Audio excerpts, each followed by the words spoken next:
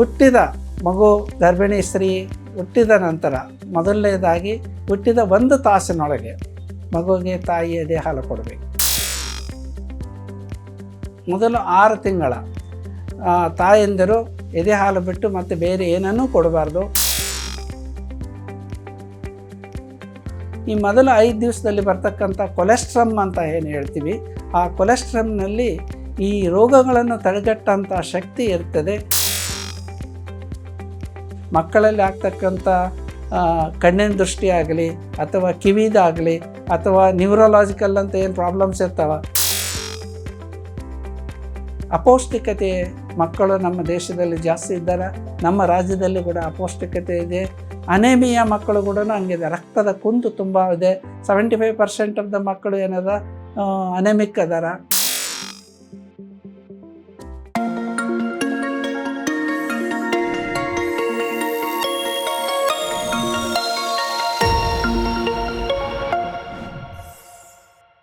ನಾವು ಈ ದಿವಸ ಮಕ್ಕಳ ಪಾಲನೆ ಮತ್ತು ಪೋಷಣೆಯ ಬಗ್ಗೆ ತಿಳಿದುಕೊಳ್ಳೋಕ್ಕೆ ಪ್ರಯತ್ನ ಮಾಡೋಣ.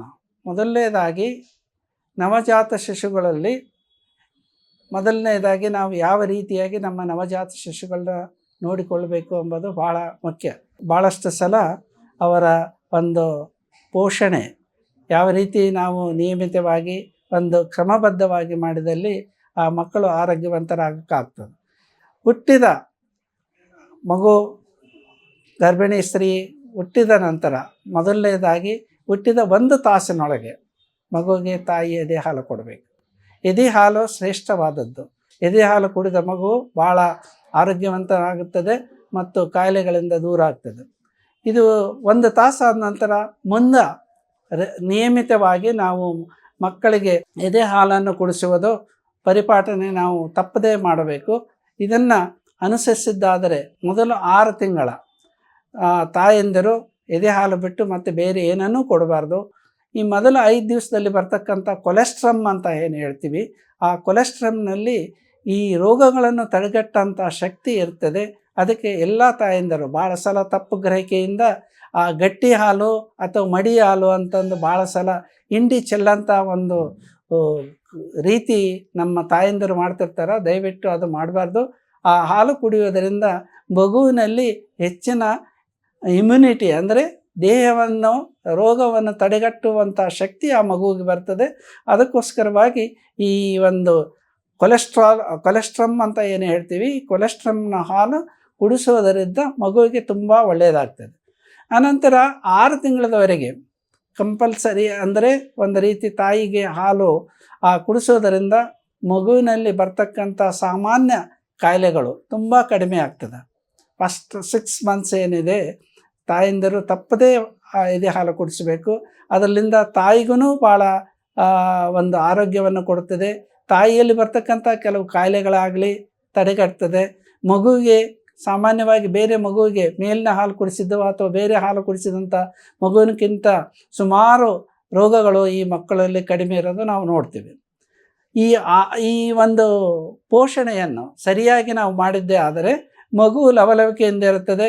ಮತ್ತು ಈ ಎದೆ ಹಾಲು ಕುಡಿದಂಥ ಮಕ್ಕಳಲ್ಲಿ ಬರ್ತಕ್ಕಂಥದ್ದು ಏನೇ ಒಂದು ಸಾಮಾನ್ಯ ಕಾಯಿಲೆಗಳು ಈ ಉಳಿದ ಮಕ್ಕಳಕ್ಕಿಂತನೂ ತುಂಬ ಕಡಿಮೆ ಆಗ್ತದೆ. ಕೆಮ್ಮು, ನೆಗಡಿ, ಜ್ವರ ಅಥವಾ ಲೂಸ್ ಮೋಷನ್ ಅಂತ ಏನು ಹೇಳ್ತೀವಿ, ಅತಿಸಾರ ಅಂತ ಏನು ಹೇಳ್ತೀವಿ, ಇವೆಲ್ಲ ಕಾಯಿಲೆಗಳು ಹೆಚ್ಚಿನ ಪ್ರಮಾಣದಲ್ಲಿ ಈ ಎದೆ ಹಾಲು ಕುಡಿದ ಮಕ್ಕಳ ಹತ್ರ ಕಾಣುವುದಿಲ್ಲ. ಈ 6 ತಿಂಗಳ ನಾವು ಒಂದು ವೇಳೆ ಪರಿಶುದ್ಧವಾಗಿ ಎಕ್ಸ್ಕ್ಲೂಸಿವ್ ಬ್ರೆಸ್ಟ್ ಫೀಡ್ ಮಾಡಿದ್ದಾದರೆ 6 ತಿಂಗಳ ನಂತರ ನಾವು ಕಾಂಪ್ಲಿಮೆಂಟ್ರಿ ಫೀಡ್ ಅಂತ ಹೇಳ್ತೀವಿ. ಅಂದರೆ ನಾವು ಈಗ ಮಗುವಿಗೆ ಈ ಬರೀ ಎದೆ ಹಾಲಷ್ಟೇ ಪೋಷಣೆಗೆ ಸರಿ ಆಗೋದಲ್ಲ, ಅದಕ್ಕೆ ನಾವು ಬೇರೆ ವಸ್ತುಗಳನ್ನ ನಾವು ಕೊಡ್ತಕ್ಕಂಥದ್ದು ಮಾಡಬೇಕು.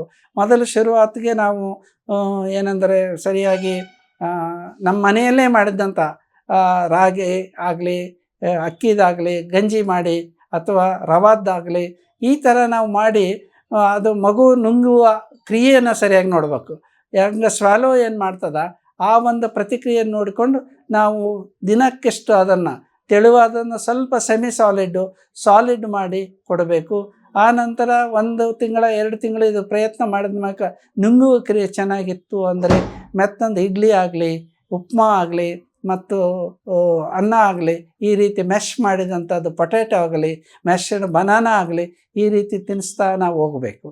ಆನಂತರ ಮಗುವಿಗೆ ಯಾವುದೇ ಊಟದಲ್ಲಿ ನಾವು ಒಂದು ನೆನಪಿಟ್ಕೋಬೇಕು, ಮಗುವಿಗೆ ಚಿಕ್ಕ ಮಗು ಇದ್ದಾಗಲೇ ಅತಿ ಉಪ್ಪು ಅಂದರೆ ಸಾಲ್ಟಿಶ್ಶು ಮತ್ತು ಸ್ವೀಟು ಎರಡನ್ನೂ ಮಕ್ಕಳಿಗೆ ಜಾಸ್ತಿ ಕೊಡಬಾರ್ದು.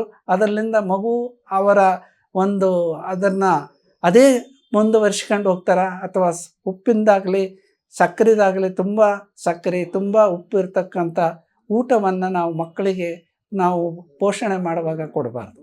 ಈ ರೀತಿ ನಾವು ಅದನ್ನು ಬೆಳೆಸ್ಕೊಂತ ಹೋದರೆ ನಮ್ಮ 9 ರಿಂದ 10 ತಿಂಗಳಿಗೆ ನಮ್ಮ ಮನೆಯಲ್ಲಿ ಏನು ಮಾಡ್ತೀವಿ ತಯಾರಾದ ಊಟವನ್ನು ನಾವು ಕೊಡ್ಬೋದು. ಇದ್ರ ಜೊತೆಗೆ ನಾವು ಏನದ ನಮ್ಮ ಮಕ್ಕಳ ಚಟುವಟಿಕೆ ಬಗ್ಗೆನೂ ಗಮನ ಹರಿಸ್ಬೇಕು. ಆಮೇಲೆ ಚಿಕ್ಕ ಮಗು ಇದ್ದಾಗ ಕೆಲವೊಂದು ಕಾಯಿಲೆಗಳು ಬರುವುದು ಸ್ವಾಭಾವಿಕ. ಆಮೇಲೆ ಕೆಲವೊಂದು ಕಂಜೆನಿಟಲ್ ಫಾರ್ಮ್ಸ್ ಅಂತ ಹೇಳ್ತೀವಿ. ಮಗು ಚಟುವಟಿಕೆ ಹೆಂಗಿದೆ, ಇದು ಒಂದು ಗ್ರೋತು. ನಾವು ಪ್ರತಿ ಸಲ ಮಗು ಬೆಳವಣಿಗೆ ಹೆಂಗಾಗಿದೆ ಅಂತ ನೋಡ್ತೀವಿ. ಸಾಮಾನ್ಯವಾಗಿ ಎದೆ ಹಾಲು ಕುಡಿದ ಮಗುವಿಗೆ ಬೆಳವಣಿಗೆ ನಾರ್ಮಲ್ ಆಗಿದ್ದರೆ ಮೇಲಿನ ಹಾಲು ಕುಡಿದು ಅಥವಾ ಪೋಷಣೆ ಮಾಡಿದಂಥ ಮಗು ಕುಂಠಿತ ಆಗಬಾರ್ದು. ನಾವು ಅದನ್ನೇ ಒಂದು ಮಗು ಹುಟ್ಟಿದ ಮೇಲೆ 5 ತಿಂಗಳಿಗೆ ಹುಟ್ಟಿದ 2 ಪಟ್ಟು ಅಂದರೆ 2.5 kg ಇತ್ತು ಅಂದರೆ 5 kg. ಸಾಮಾನ್ಯವಾಗಿ ನಮ್ಮ ದೇಶದಲ್ಲಿ ಹುಟ್ಟತಕ್ಕಂಥ ಮಕ್ಕಳು 3.1 ಅಂತ ಎಕ್ಸ್ಪೆಕ್ಟ್ ಮಾಡ್ತೀವಿ.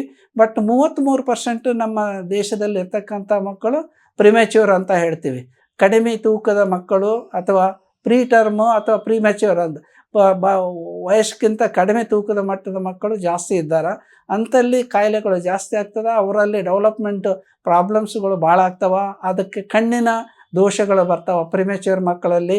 ಮತ್ತು ಕಿವಿ ಕೇಳ್ತಕ್ಕಂಥದ್ದು ಇವೆರಡನ್ನೂ ಸರಿಯಾಗಿ ನವಜಾತ ಶಿಶುಗಳಿದ್ದಾಗೆ ಕಿವಿ ಮತ್ತು ಕಣ್ಣುಗಳನ್ನ ಟೆಸ್ಟ್ ಮಾಡೋದು ಭಾಳ ಮುಖ್ಯ. ಮುಂದೆ ನಾವು ಬೆಳೆದ ಮೇಲೆ ಮಗುವಿಗೆ ಆ ಸಮಯಕ್ಕೆ ಏನಾದರೂ ಡೆವಲಪ್ಮೆಂಟ್ ಅಂತ ಹೇಳ್ತೀವಿ. ಇದು ಒಂದು ದೇಹ ದೊಡ್ಡದಾಗೋದು, ಎತ್ತರ ಆಗೋದು, ತೂಕ ಆಗೋದು, ಸೆಲ್ಗಳಾಯಿತು. ಅದೇ ರೀತಿಯಾಗಿ ಡೆವಲಪ್ಮೆಂಟು ಅಂದರೆ ಅದರಲ್ಲಿ ಆಗ್ತಕ್ಕಂಥ ಚಟುವಟಿಕೆ ಏನದ, ಯಾವ ತಿಂಗಳಿಗೆ ಮಗು ಕೂಡ್ತದೆ, ಯಾವ ತಿಂಗಳಿಗೆ ನಮ್ಮ ಮಗು ವಾಕ್ ಅಂದರೆ ನಡೀತಿದೆ, ಆಮೇಲೆ ಯಾವ ಮಗು ತಿಂಗಳಿಗೆ ನಮ್ಮ ಸೋಷಿಯಲ್ ಸ್ಮೈಲ್ ಕೊಡ್ತದೆ, ಇವೆಲ್ಲವೂ ಭಾಳ ಮುಖ್ಯವಾದದ್ದು. ಇದೆಲ್ಲ ನೋಡೋದರಿಂದ ನ್ಯೂರಲಾಜಿಕಲ್ ಅಂದರೆ ಡೆವಲಪ್ಮೆಂಟ್ ಡಿಲೇ ಅಂತೀವಿ. ನ್ಯೂರೋ ಡೆವಲಪ್ಮೆಂಟ್ ಪ್ರಾಬ್ಲಮ್ಸು ಭಾಳ ನಮ್ಮ ದೇಶದಲ್ಲಿ ಇವತ್ತು ಭಾಳ ಒಂದು ದೊಡ್ಡ ಪ್ರಮಾಣದಲ್ಲಿದೆ. ಅದಕ್ಕೋಸ್ಕರವಾಗಿ ನಾವು ಅರ್ಲಿ ಡಿಟೆಕ್ಷನ್ ಏನು ನ್ಯೂರೋ ಡೆವಲಪ್ಮೆಂಟ್ ಅಂತೀವಿ. ಮಕ್ಕಳಲ್ಲಿ ಆಗ್ತಕ್ಕಂಥ ಕಣ್ಣಿನ ದೃಷ್ಟಿ ಆಗಲಿ ಅಥವಾ ಕಿವಿದಾಗಲಿ ಅಥವಾ ನ್ಯೂರೋಲಾಜಿಕಲ್ ಅಂತ ಏನು ಪ್ರಾಬ್ಲಮ್ಸ್ ಇರ್ತಾವೆ. ಯಾಕಂದರೆ ಈ ಒಂದೊಂದು ಸಾರಿ ಬರ್ತ್ ಅಸ್ಪೆಕ್ಷೆಯಾಗಿ ಆ ಮಕ್ಕಳ ನ್ಯೂರೋ ಡೆವಲಪ್ಮೆಂಟು ತುಂಬ ಕಡಿಮೆ ಆಗಿರ್ತದೆ.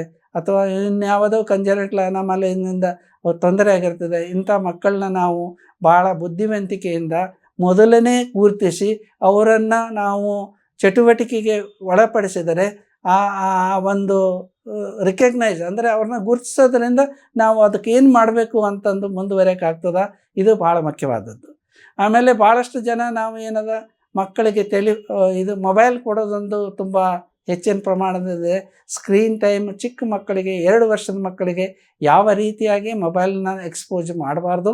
ಆಮೇಲೆ ಕೂಡ 5 ವರ್ಷದವರೆಗೆ ಒಂದು ವೇಳೆ ಏನಾದರೂ ಮಕ್ಕಳಿಗೆ ತೋರಿಸಬೇಕಾದರೆ ಲಿಮಿಟೆಡ್ ಅವರ್ಸ್ ಅಂತೀವಿ, ಹಾಫ್ ಆ್ಯನ್ ಅವರ್ ಏನೋ ಒಂದು ಕಾರ್ಯಕ್ರಮದಲ್ಲಿ ಮಗುವಿಗೆ ಏನಾದರೂ ಬೆಳವಣಿಗೆ ಆಗಬೇಕಾಗಿತ್ತು ಅಂದರೆ ಅಂಥ ಒಂದು ಒಳ್ಳೆಯ ವಿಷಯಗಳನ್ನ ನಾವು ತೋರಿಸ್ಬೇಕು. ಹೊರತಾಗಿ ಸ್ಕ್ರೀನ್ ಭಾಳ ಸಲ ನಮ್ಮಲ್ಲಿ ಭಾಳ ಜನ ಮಕ್ಕಳು ಇವತ್ತು ಏನಂದರೆ ಮೊಬೈಲ್ ಅಡಿಕ್ಟ್ ಆಗಿದ್ದಾರೆ. ಅದರಿಂದ ಮಾನಸಿಕ ತೊಂದರೆಗಳನ್ನ ಆಗ್ತದೆ. ಮತ್ತು ಪ್ರತಿಯೊಂದು ಊಟದಲ್ಲಿ, ಯಾಕೆಂದರೆ ನಮ್ಮ ಊಟದ್ದು ಸರಿಯಾಗಿ ನಮ್ಮಲ್ಲಿ ಕನ್ಸೆಪ್ಟು ತುಂಬ ಕಡಿಮೆ ಇದೆ ಜನರಲ್ಲಿ.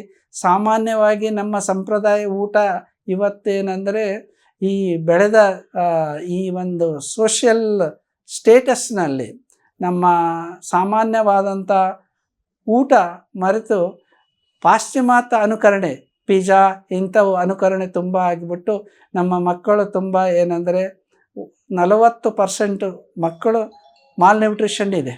ಅಂದರೆ ಇದು ಅಪೌಷ್ಟಿಕತೆ ಮಕ್ಕಳು ನಮ್ಮ ದೇಶದಲ್ಲಿ ಜಾಸ್ತಿ ಇದ್ದಾರೆ. ನಮ್ಮ ರಾಜ್ಯದಲ್ಲಿ ಕೂಡ ಅಪೌಷ್ಟಿಕತೆ ಇದೆ. ಅನೇಮಿಯಾ ಮಕ್ಕಳು ಕೂಡ ಹಂಗಿದೆ. ರಕ್ತದ ಕುಂದು ತುಂಬ ಇದೆ. 75% ಆಫ್ ದ ಮಕ್ಕಳು ಏನದ ಅನೆಮಿಕ್ ಅದಾರ. ಈ ಒಂದನ್ನು ನಾವು ಸರಿಯಾಗಿ ಗುರುತಿಸಿದ್ರೆ ಅವರಲ್ಲಿ ಡೆವಲಪ್ಮೆಂಟ್ ಚೆನ್ನಾಗಿ ಆಗ್ತದೆ. ಅಪೌಷ್ಟಿಕ ಆಗ್ತಿದ್ದಕ್ಕೆ ಯಾಕೆಂದರೆ ಫುಡ್ ಫ್ಯಾಡಿಸಮ್ ಅಂತೀವಿ ನಾವು. ಈಗ ಏನು ಬೇಕಾದರೂ ತಿನ್ನೋದಕ್ಕೆ ಮಕ್ಕಳಿಗೆ ಕೊಟ್ಟರೆ ಅವರಿಗೆ ನಿಜವಾದ ಆಹಾರವನ್ನು ದೇಹಕ್ಕೆ ಏನು ಬೇಕು ಅದು ಒಳ್ಳೆಯದೆಂಬುದು ತಿನ್ನೋದು ಬಿಟ್ಟು ಮತ್ಯಾವುದೋ ತಿನ್ನೋದು ಕಲ್ಕೊತಾರೆ. ಈ ಒಂದು ವಿಷಯದಲ್ಲಿ ಪಾಲಕರು ಮುಂಚೆನೇ ಭಾಳ ಅರ್ಲಿ ಅಂದರೆ ಮಗುವಿಗೆ ಸಾಮಾನ್ಯವಾಗಿ ಊಟದ ತಿನ್ನೋ ವಿಚಾರಗಳನ್ನ ಸರಿಯಾಗಿ ಹೇಳ್ಕೊಡ್ಬೇಕು. ಆಟ ಪಾಠಗಳಲ್ಲಿ ಆಮೇಲೆ ಕೆಲವೊಂದು ಸಲ ಮಕ್ಕಳು ಏನಂದರೆ ಈ ಬೆಳೆದು ಚಿಕ್ಕವರಾದಾಗ ಚಟುವಟಿಕೆ ಜಾಸ್ತಿ ಆಗ್ತದೆ. ಅವರು ಏನಾದರೂ ಆಕ್ಸಿಡೆಂಟ್ ಆಗ್ತಕ್ಕಂಥದ್ದು ಭಾಳ ಕೇರ್ಫುಲ್ಲಾಗಿ ನೋಡ್ಕೋಬೇಕು. ಮಾತ್ರೆಗಳನ್ನ ಇಟ್ಟುವಾಗ ಮಕ್ಕಳನ್ನ ಜೋಪಾನವಾಗಿ ಎತ್ತರದ ಮೇಲೆ ಇಟ್ಟು ಕೈಗೆ ಸಿಗದಂಗೆ ಇರಬೇಕು. ಯಾಕೆಂದರೆ ಕೆಲವೊಂದು ಡೇಂಜರಸ್ ಮೆಡಿಸಿನ್ ಇರ್ತದೆ. ಈ ರೀತಿಯಾಗಿ ಮಗು ಬೆಳೆದಂಗಲ್ಲ ಚಟುವಟಿಕೆಗಳನ್ನು ಬೆಳೆದಾಗ ಅವು ಏನೆಲ್ಲ ಎಕ್ಸ್ಪರಿಮೆಂಟ್ ಮಾಡ್ತಕ್ಕಂಥದ್ದು ಮಕ್ಕಳ ಸ್ವಭಾವ ಇರ್ತದೆ. ನಾವು ಅವ್ರನ್ನ ಏಕೆಂದರೆ ಮೇಲೆ ಏರೋದು ಅಥವಾ ಬೀಳೋದು, ನೀರಿನ ಹತ್ರ ಹೋಗೋದು, ಎಗರಾಡೋದು ಎಷ್ಟೋ ಸಲ ನಾವು ನಮ್ಮ ಬೇಜವಾಬ್ದಾರಿಯಿಂದ ಕಳ್ಕೊಳ್ಳೋಂಥದ್ದೇ. ಈ ವಿಷಯದಲ್ಲಿ ಪಾಲಕರು ಮಾತ್ರೆಗಳನ್ನಾಗಲಿ ಮೊಬೈಲ್ ಕೊಡೋದಾಗಲಿ ಅಥವಾ ನೀರಿನ ಹತ್ತಿರ ಮಕ್ಕಳನ್ನ ಬಿಟ್ಟು ಬೇಜವಾಬ್ದಾರಿ ಬೆಂಕಿ ಹತ್ತಿರ ಮಕ್ಕಳನ್ನ ಬಿಡೋದಾಗಲಿ ಚಿಕ್ಕ ಮಗುವಿಗೆ ಅದೇನು ಗೊತ್ತಿರೋದಲ್ಲ. ಇದ್ರ ಬಗ್ಗೆ ಕಾಳಜಿ ಆಗಬೇಕು. ಮೊಬೈಲ್ನ ಜಾಸ್ತಿ ಕೊಡಬಾರ್ದು ಅಥವಾ ತೋರಿಸಲೇಬಾರ್ದು ಆದಷ್ಟು. ಈ ರೀತಿ ನಾವು ಮಗನ್ನ ಬೆಳೆಸಿದ ಮೇಲೆ ಅದನ್ನು ಶಾಲೆಗೆ ಹೋಗೋಷ್ಟೊತ್ತಿಗೆ ನಾವು ಅವರಲ್ಲಿ ಏನಾದ್ರೂ ಸೋಷಿಯಲ್ ಡೆವಲಪ್ಮೆಂಟ್ ಅಂತೀವಿ, ಕೆಲವೊಂದು ಆಟೋಯಿಸಮ್ ಅಂತಂದು ಹೇಳ್ತೀವಿ, ಅಂಥವು ಏನಾದರೂ ಕುಂದುಗಿಂದುಗಳು ಇದ್ದಾಗ 3-4 ವರ್ಷದಲ್ಲೇ ಅವ್ರನ್ನ ಡಿಟೆಕ್ಟ್ ನಾವು ಮಾಡಿ ಅವಕ್ಕೆ ಸರಿಯಾದ ಇಂಟರ್ವೆನ್ಷನ್ ಮಾಡಿದರೆ ಆ ಮಕ್ಕಳು ಮುಂದೆ ಒಳ್ಳೆಯ ನಾಗರಿಕರಾಗೋಕ್ಕೆ ಸಾಧ್ಯ ಆಗ್ತದೆ. 5 ವರ್ಷದ ನಂತರ ನಾವು ಮಗು ಶಾಲೆಗೆ ಹೋಗ್ತದೆ. ಶಾಲೆಯ ನಂತರ ಶಾಲೆಯಲ್ಲಿ ಬೇರೆ ಮಕ್ಕಳ ಜೊತೆಗೆ ಸೋಷಿಯಲೈಸಿಂಗ್ ಆಗ್ತದೆ. ಹೊಸ ಹೊಸ ಪದಗಳನ್ನ ಕಲಿತದೆ, ಹೊಸ ಹೊಸ ವಿಷಯಗಳನ್ನ ಕಲ್ತ್ಕೊಂಡು ಅರಿತುಕೊಳ್ತದೆ. ಅದಕ್ಕೆಲ್ಲನೂ ನಾವು ಪ್ರೋತ್ಸಾಹ ಮಾಡಿ ಆ ಮಕ್ಕಳನ್ನ ಬೆಳೆಸಬೇಕು. ಇನ್ನು ಇವರು ಮುಂದೆ ಶಾಲೆಗೆ ಹೋದಾಗ 12 ವರ್ಷ ಆದಮೇಲೆ ಹದಿಹರಿಯರು ಆಗ್ತಾರೆ. ಹದಿಹರಿಯರು ಆದಮೇಲೆ ಅವರ ತೊಂದರೆಗಳನ್ನೇ ಬೇರೆ ಅದಾವ. ಹದಿಹರಿಯರ ವಿಷಯನೇ ಒಂದು ದೊಡ್ಡ ಇವತ್ತಿನ ಕಠಿಣ ಪರಿಸ್ಥಿತಿ ಅಂದರೆ ಹದಿಹರಿಯರು. ನಮ್ಮ ದೇಶಕ್ಕೆ ಈಗ ಹೆಚ್ಚಿನ ಪ್ರಮಾಣದಲ್ಲಿ ತೊಂದರೆ ಇರೋದು ನಮ್ಮ ತೊಂದರೆ ಅಂದರೆ ಈ ಒಂದು ನಂಬರ್ ಏನಿದೆ ಹದಿಹರಿಯರ ಸಂಖ್ಯೆ ತುಂಬ ಜಾಸ್ತಿ ಆಗಿದೆ. ಅವರಲ್ಲಿ ಆಗ್ತಕ್ಕಂಥ ಬದಲಾವಣೆಗಳಾಗಲಿ ದೈಹಿಕ, ಮಾನಸಿಕ, ಲೈಂಗಿಕ ವಿಷಯಗಳ ಬಗ್ಗೆ, ಸಿನಿಮಾದ ಬಗ್ಗೆ ಆಗಲಿ ಭಾಳಷ್ಟು ಇದೆ. ಈ ವಿಷಯದ ಬಗ್ಗೆ ನಾವು ಅಡಲ್ಸೆಂಟ್ ಇದ್ದಾಗ ಅಂದರೆ ಹದಿಹರಿಯರ ವಯಸ್ಸಿನಲ್ಲಿ ತುಂಬ ಜಾಣ್ಮೆಯಿಂದ ಈ ಮಕ್ಕಳನ್ನು ನಾವು ಪಾಲನೆ ಪೋಷಣೆ ಮಾಡಿ ಸರಿಯಾದ ಮಾರ್ಗದರ್ಶನ ಮಾಡಿ ಗುರುಗಳಲ್ಲಿ ಹೇಳಿಕೊಟ್ಟಾಗ ಮಾತ್ರ ನಮ್ಮ ಮಕ್ಕಳು ಒಳ್ಳೆಯ ನಾಗರಿಕ ಆಗಕ್ಕೆ ಸಾಧ್ಯ ಆಗ್ತದೆ. ಅನುಕ್ಷಣದ ಸುದ್ದಿಗಳಿಗಾಗಿ ವಿಸ್ತಾರ ನ್ಯೂಸ್ ಯೂಟ್ಯೂಬ್ ಚಾನೆಲ್ ಸಬ್ಸ್ಕ್ರೈಬ್ ಮಾಡಿ. ಹೊಸ ಸುದ್ದಿಗಳ ನೋಟಿಫಿಕೇಶನ್ಗಾಗಿ ಬೆಲ್ ಐಕಾನ್ ಕ್ಲಿಕ್ ಮಾಡಿ. ಲೇಟೆಸ್ಟ್ ಅಪ್ಡೇಟ್ಸ್ಗಾಗಿ www.vistaranews.com ವೆಬ್ಸೈಟ್ಗೆ ವಿಸಿಟ್ ಮಾಡಿ. ಅಂಗೈಯಲ್ಲೇ ಜಗತ್ತಿನ ಸುದ್ದಿ ತಿಳಿಯಲು ವಿಸ್ತಾರ ನ್ಯೂಸ್ ಕನ್ನಡ ಆಪ್ ಡೌನ್ಲೋಡ್ ಮಾಡಿ.